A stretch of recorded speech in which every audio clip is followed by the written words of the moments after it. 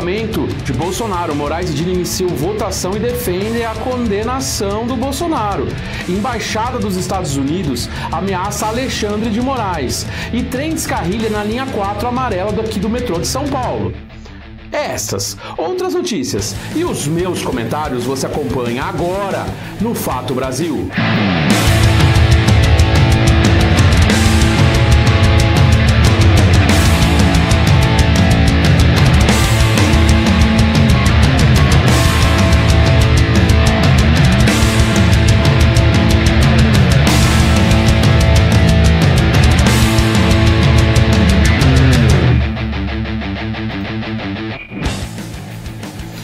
Estamos começando mais um Fato Brasil aqui na WTV. Muito obrigado pelo carinho da sua audiência, começando mais uma semana aqui nesse mês de setembro, que tem muito o que falar e muito o que acontecer. Você pode entrar em contato com a gente sempre pelas nossas redes sociais, estão todas aí embaixo, o Facebook, sim, a gente ainda tem o Facebook, o Instagram, Blue Sky, o X, que é o antigo Twitter, né, o X, né, o Threads, o TikTok e o Quai, seu app de vídeos curtos. E também nosso YouTube, todas as nossas redes e o nosso canal do YouTube é tudo @WTV Brasil, tudo junto, é isso. Você também pode assistir a programação da WTV Brasil através do canal 89 da Soul TV. Um grande abraço a todo mundo aí da Soul TV. Bom, vamos começar o programa hoje que está recheado de situações. A gente vai começar a abrir o programa hoje com o seguinte. Aconteceu hoje um susto e muita correria no metrô de São Paulo. Pois é. Na manhã dessa terça-feira, um trem da linha 4 amarela descarrilou, né, dentro do túnel próximo à Estação Paulista, né? O acidente deixou passageiros em pânico. E muitos gravaram vídeos mostrando o desespero dentro dos vagões que a gente daqui a pouco vai mostrar. Felizmente, ninguém ficou gravemente ferido, mas a operação da linha 4 precisou ser interrompida em algumas estações, causando grande transtorno para os usuários no horário de pico. A concessionária responsável, né, a Via 4, né, que é do grupo CCR, que agora é outro nome, mas a gente conhece como Grupo CCR, informou que já está apurando as causas do descarrilamento e que técnicos trabalham para liberar a via, até o fechamento da nossa matéria, né? Enquanto isso, os passageiros foram orientados a buscar alternativas em outras linhas do metrô e da CPTM. Esse é mais um episódio que levanta questionamentos sobre a segurança e a manutenção do sistema metroviário paulista, que transporta milhões de pessoas todos os dias. A população, claro, cobra respostas rápidas e medidas para evitar novos acidentes. A gente tem as imagens aí tiradas das redes sociais, né? Vamos mostrar as imagens aí, gente? Vamos lá, olha as imagens aí.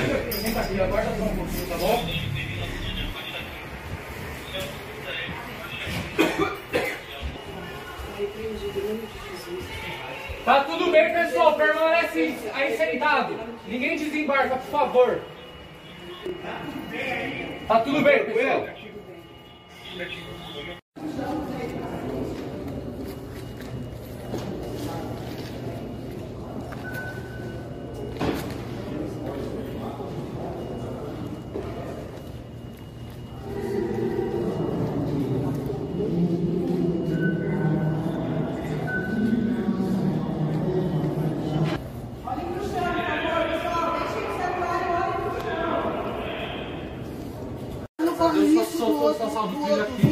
O outro pedaço não, já tá por restrição na via, não vai vir nenhum trem, tá bom?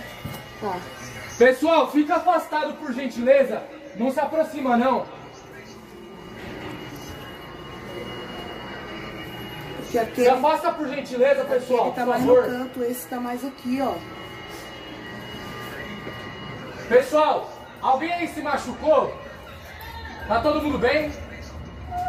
Tá bom, obrigado. Só pedir pra vocês permanecerem longe. Aí tá vindo o outro, moço.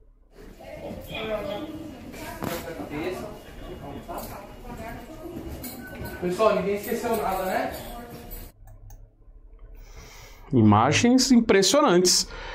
Um trem descarrilar é assim mesmo, né? Ainda mais dependendo da velocidade que estava. Muito provavelmente, pelo que eu vi nas imagens aí, estava mudando de via. Deve ter tido algum problema aí. E claro, assim que a gente ter assim que a empresa, né, a Via 4, né, que é do grupo da Via Mobilidade, né, divulgar os motivos, qual foi a falha que aconteceu, que motivou no descarrilamento dessa composição, a gente vai trazer aqui. Mas isso também, como eu disse antes de mostrar os vídeos, isso levanta uma outra questão. Aí vão falar assim, nossa, você já vai criticar a privatização. Eu vou sim. Porque a Via Mobilidade é conhecida por falhas, principalmente nas linhas 8 e 9, que é de sua responsabilidade. A linha 4, ela não dá tanto problema porque ela é relativamente nova em comparação às linhas 8 e 9, que eram das PTM e agora são da Via Mobilidade. O que a gente percebe é que ela é relativamente nova, mas ela não é nova. Né? A gente tem aí o que? Mais de 10 anos já de uso e agora, enquanto o equipamento é novo, naturalmente que é difícil, né, ter falhas. Mas nós vemos notando várias falhas na linha 4 também, que dizem que é a melhor do sistema. E por que é a melhor do sistema? Porque os equipamentos são mais novos, ela foi construída há pouco tempo, os equipamentos são mais novos e há uma vontade política de que essa linha funcione, já que ela carrega pessoas que são, digamos assim, dos bairros mais influentes, né?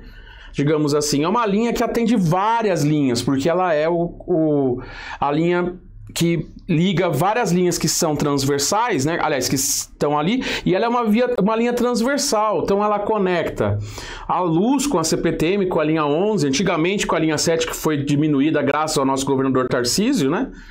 E linha 10, linha 11, a linha 13, aí com a linha 3 vermelha do metrô, na estação República, ela vai conectar a linha laranja, né, em breve. Ela conecta a linha 4, a linha 2 verde e conecta também a linha 9 da Via Mobilidade, que é a antiga linha 9 das PTM. E vai ter mais conexões que vão passar por ela num futuro de várias linhas. Então ela é uma linha importante para o deslocamento. Ela é muito importante. Sempre houve uma vontade política de tratá-la como uma linha top, uma linha da Suíça, né? Diziam que o metrô de São Paulo ia aparecer o metrô da Suíça.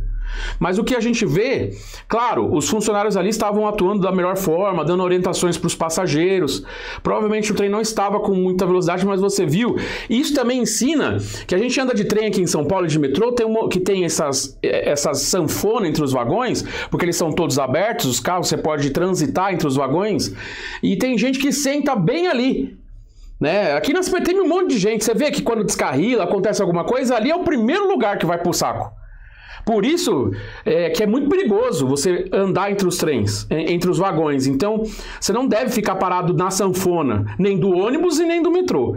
Mas a gente cobra sim, cobra uma atitude, a gente quer uma explicação de qual foi a falha que motivou no descarrilamento dessa composição.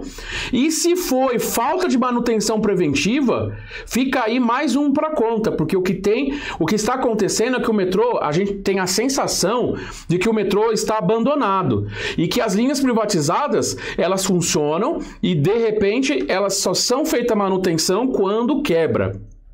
Essa é a impressão que passa, que é isso que está acontecendo, a gente não sabe.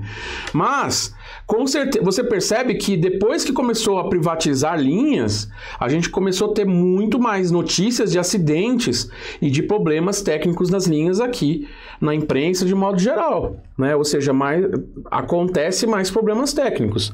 Será que é uma falha na manutenção? Não sei. Fica aí o meu questionamento. Não que o metrô público, né, a parte do metrô público ou a CPTM como empresa pública nunca teve problemas.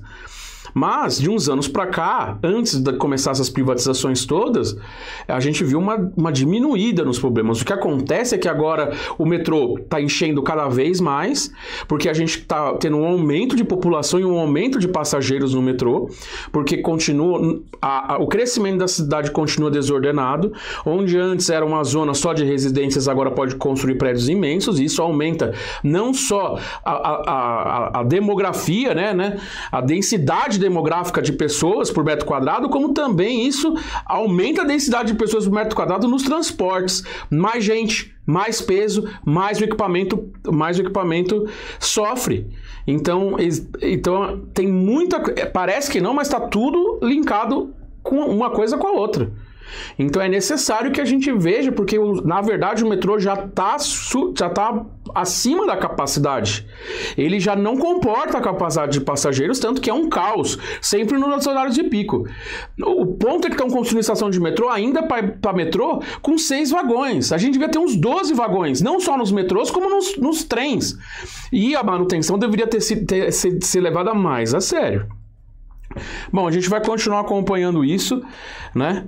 E vamos para a próxima notícia, que hoje a gente está recheado. E hoje, o presidente Lula sancionou hoje a Lei 15.198 de 2025, que estabelece uma série de ações para reduzir os partos prematuros no Brasil. Entre as medidas está o acompanhamento especial durante o pré-natal para gestantes com maior risco, além de incentivo ao chamado método canguru, em que o contato direto entre a mãe e o bebê ajuda no desenvolvimento dos recém-nascidos. A nova lei também prevê a ampliação de unidades de terapia intensiva neonatal e o fortalecimento da rede de atenção básica para garantir que mulheres de todo o país tenham acesso a exames e consultas de acompanhamento. Outra novidade é a criação do Novembro Roxo, mês dedicado à conscientização sobre os riscos da forma de prevenção no parto prematuro. Vou enfiar o Novembro Roxo no Novembro Azul também, né? Então, a verdade é que os meses estão tendo várias cores aí, né, nessas campanhas, porque novembro já é o mês do Novembro Azul, que é para prevenção de câncer de próstata para os homens, né? E agora também vai virar Novembro Roxo. O Brasil é um dos países com maiores índices de partos antecipados no mundo, e especialistas avaliam que a nova legislação pode ajudar a salvar milhares de vidas. É o que a gente espera.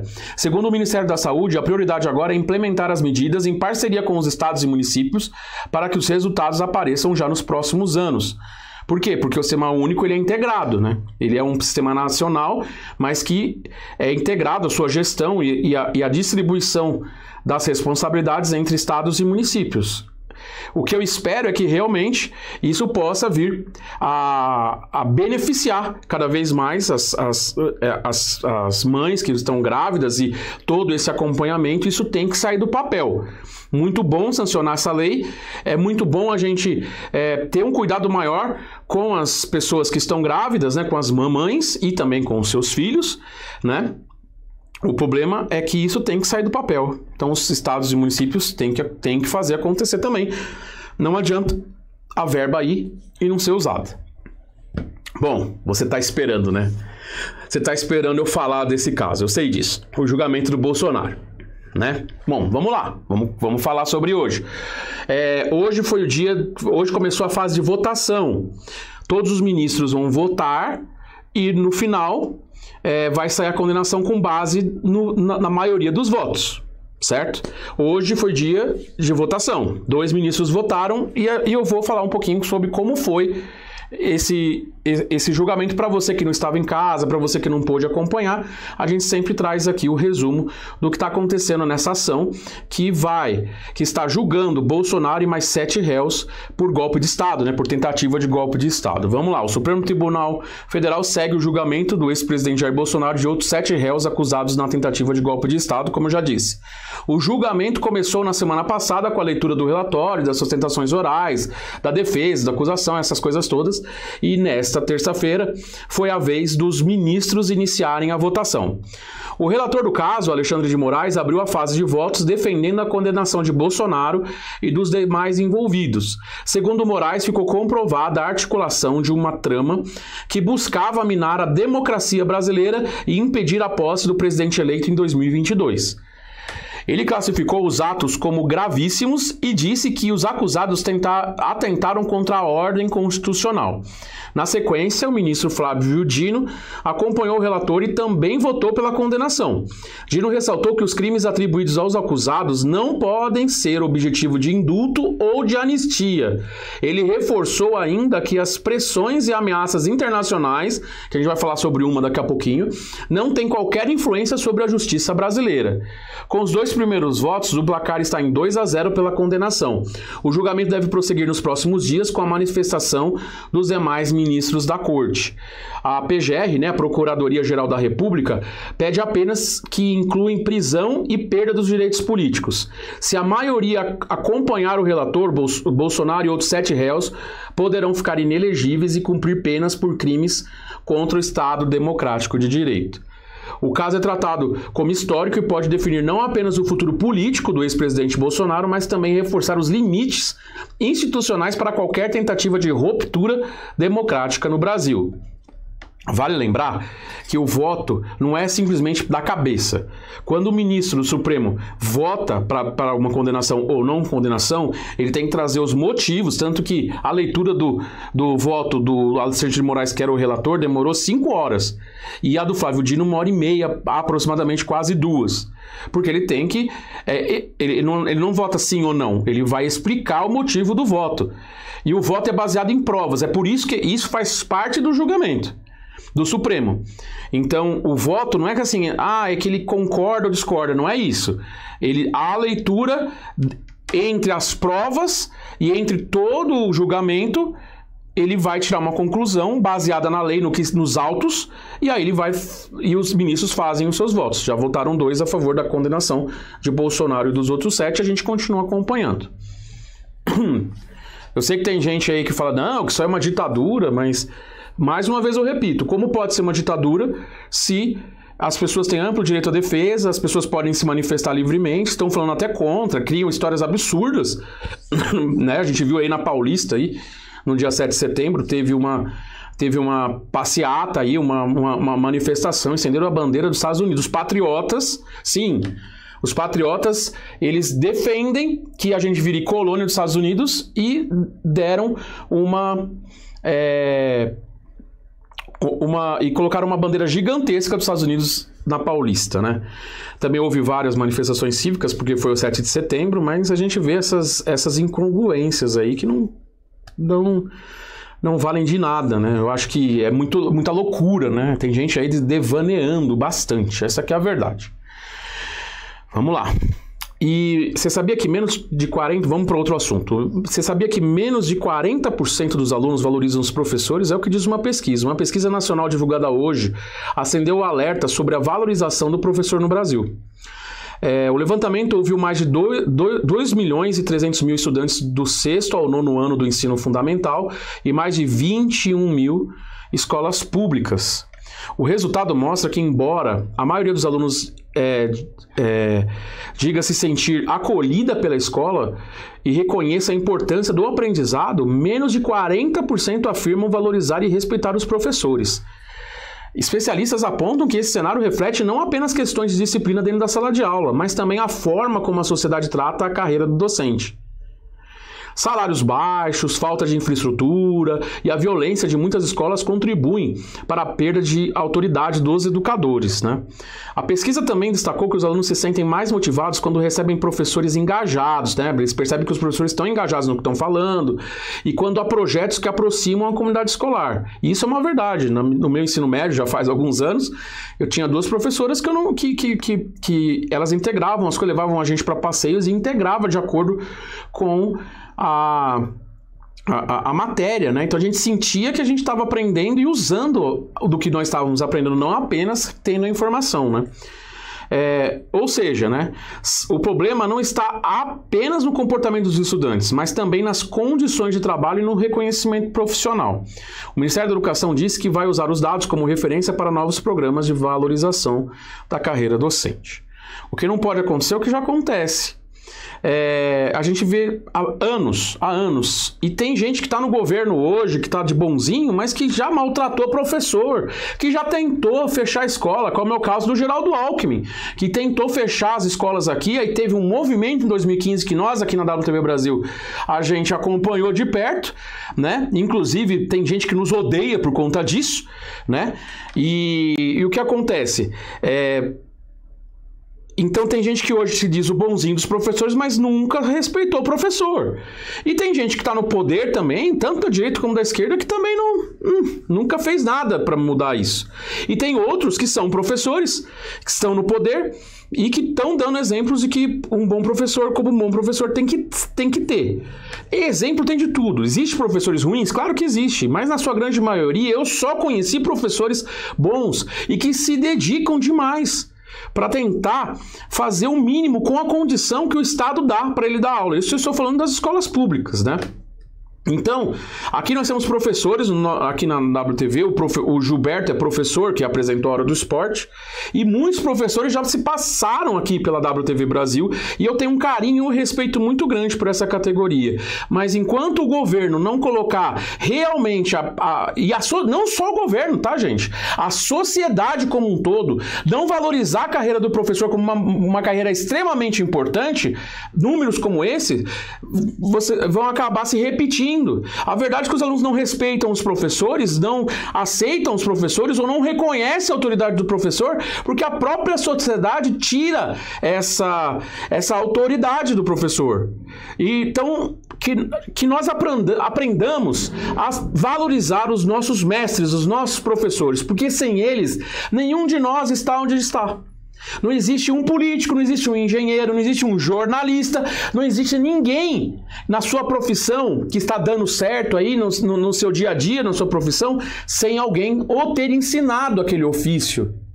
E o melhor, instruído pra gente pensar. Tudo bem que a gente está numa fase que tem gente que não gosta de pensar. Na verdade, tem orgulho de ser burro.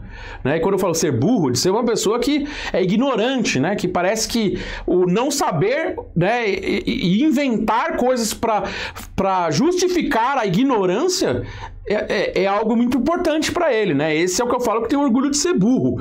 E para você não ser burro, tô falando de um modo mais popular, para você não ser burro, a gente precisa valorizar os professores e ir para a escola e tentar tirar do que a gente tem ali o melhor. É isso. Fica aqui a minha opinião. Né? E já estamos indo para o final do programa, tá, gente? Bom, gente, um episódio inédito marcou o julgamento. Opa! Quase. Um episódio inédito marcou um julgamento do Supremo Tribunal Federal hoje, que eu já estava comentando. Durante a sessão em que os ministros começaram a votar o futuro do ex-presidente Jair Bolsonaro, olha que absurdo. A Embaixada dos Estados Unidos aqui no Brasil publicou uma nota ameaçando diretamente o ministro Alexandre de Moraes. Eu não estou inventando isso não. Vai vendo. Na mensagem, a representação diplomática afirma que, nas suas palavras, entre aspas, continuará a tomar as medidas cabíveis, fecha aspas, contra o ministro, acusando de supostos abusos de autoridade. A declaração foi feita no mesmo dia que Moraes apresentou seu voto, né, e o Dino também, como a gente já falou aqui, sobre a condenação de Bolsonaro, pela condenação do Bolsonaro, que os votos foram a favor da condenação. O gesto gerou forte reação em Brasília, parlamentares da base do governo classificaram a atitude como ingerência estrangeira e ataque à soberania nacional. Do lado do judiciário, o ministro Flávio Dino respondeu dizendo que a justiça brasileira não se intimida, eu já falei isso, com impressões externas e que o Supremo Tribunal Federal continuará julgando de forma independente. Ele respondeu lá no seu voto acerca disso. A postura da Embaixada norte-americana acendeu um alerta sobre o impacto internacional desse processo. Analistas avaliam que a declaração pode agravar tensões diplomáticas entre os dois países em um momento já delicado para a política brasileira. Até agora, o Itamaraty, até a gente fechar a nossa edição, a nossa edição aqui do Fato Brasil, o Itamaraty não tinha divulgado uma resposta oficial, mas se ele divulgar, a gente traz aqui no Fato Brasil, no nosso próximo Fato Brasil de amanhã, tá? O que eu digo para você é que isso é um absurdo, gente, é um absurdo. A embaixada lançar uma nota ameaçando um juiz do Supremo à frente. Gente, isso é muito absurdo. Ah, Vitor, é porque você é da esquerda, que você não sei o que. Não, gente, não. É uma questão de você ter o conhecimento. Nem ter o conhecimento, mas é uma questão de você pensar um pouco, gente. O processo... Estão ameaçando, e começou com o Trump, e agora veio com uma nota oficial da Embaixada dos Estados Unidos aqui. E eles acham que eles são quem? Que eles mandam aqui? Será que a gente já não deu provas e que a gente tem e que a gente valoriza a nossa soberania? Claro, tem uma galera aí, e não é pouca gente, né? Se eu não me engano, tinha 50 mil na Paulista aí no domingo, né? Que apoia, que quer ser colônia dos Estados Unidos. Mas a verdade é que o nosso país, a sua maioria, não quer. Porque... E olha que eu falo com pessoas de ambos os lados políticos, de vários pensamentos, de várias filosofias, né, de vida e tal. E a grande maioria das pessoas que eu conheço são totalmente contra esse discurso do Trump ameaçar nossa soberania nacional, porque não quer que o Bolsonaro seja julgado pelos seus crimes, entendeu? Isso é um absurdo, gente. E nós, como brasileiros, a gente não deveria deixar isso acontecer. Ah, mas é que eu gosto dos Estados Unidos. Não é questão de gostar, gente. Imagina se fôssemos nós ameaçando os Estados Unidos. Será que o Trump não ia jogar uma bomba aqui? Então, por que eles nos ameaçam, então? Essa que é a verdade. Sabe, a mania que os Estados Unidos têm de ficar se metendo no assunto político dos países. Essa que é a verdade, né? Ah, é isso. Eu sei que eu tô falando essas coisas aqui, muito provavelmente eu nunca vou poder tirar meu passaporte americano, né? Porque eles vão ver nas redes sociais que eu faço críticas, porque eu sou jornalista e tá no meu direito, né? Eu tô vivo no Estado Democrático de Direito, tenho a liberdade de dar minha opinião e eu tô achando que os Estados Unidos estão fazendo errado. Se não querem carimbar meu passaporte pra um dia eu ir pra lá, se é que eu vou querer ir pra lá, aí é problema deles, quem tá perdendo é eles. É isso. Bom, gente, a gente tá chegando quase ao final do programa. Vamos então para as nossas últimas notícias de hoje, tá? 6,5 milhões de famílias saíram da linha da pobreza em 2 anos, exatamente. Mais 6 milhões e meio de famílias deixaram a linha da pobreza nos últimos 2 anos no Brasil. De acordo com os dados do Cadastro Único, né, o CAD Único, entre 2023 e julho de 2025, o número de famílias nessa condição caiu 25%. O que vai de contra aquele pessoal que fala que as pessoas só querem viver de Bolsa Família eternamente. O fato das famílias saírem da linha da pobreza, isso está dizendo que o programa está funcionando e que as coisas não são bem assim como tem muita gente aí falando, não, que quem ganha Bolsa Família ou alguma coisa do governo só quer ficar mamando. A verdade é que quem tá mamando aí, você viu as pessoas que querem ficar mamando. São pessoas que defendem Estados Unidos, privatizações, mas não querem deixar o carguinho público que estão lá, ó, mamando na teta do Estado. Isso você tem um monte aí. Um monte de gente que se diz, que eu tô a voz da liberdade, não sei mais o que lá, mas sempre mamou na teta do Estado e continua querendo mamar. Essa que é a verdade. Bom, na prática isso representa, né, em relação à diminuição da condição de pobreza de 25%, na prática isso representa 14 milhões de pessoas que conseguiram melhorar de vida nesse período. Bom demais, gente. Bom demais. Uma ótima notícia. E ainda a Câmara pauta a medida provisória da energia gratuita para 18 milhões de pessoas, né? A Câmara dos Deputados pautou para a votação a medida provisória que cria tarifa zero de energia elétrica, que nós comentamos sobre ela na semana passada. A proposta garante gratuidade de até 80 kWh por mês para famílias inscritas no CAD Único, né, o Cadastro Único, o que pode beneficiar diretamente mais de 18 milhões de brasileiros. A expectativa é que a medida seja analisada ainda nessa semana. Então vai passar pelo rito normal aí do Congresso, né, começando pela Câmara dos Deputados, e aí, se Deus quiser, vai ser aprovado, que isso vai dar um respiro financeiro para muita gente que está pagando caro de luz, né? E claro, vamos falar bem, eu não vou entrar aqui até porque nós não temos tempo de eu falar sobre a Enel novamente, você já sabe o que eu acho, você que me assiste há mais tempo, se não sabe, vai ver os programas anteriores que você vai descobrir, tá bom? Gente, muito obrigado pelo carinho da sua audiência, eu tô gostando demais de ter voltado aqui com o Fato Brasil, fazendo aqui no estúdio, a gente tem algumas coisas para acertar aqui ainda, algumas coisas para melhorar, mas dá a sua dica aí para mim, por favor, a sua opinião é muito importante, sempre. E eu vou ficando por aqui, amanhã eu tô de volta e tchau!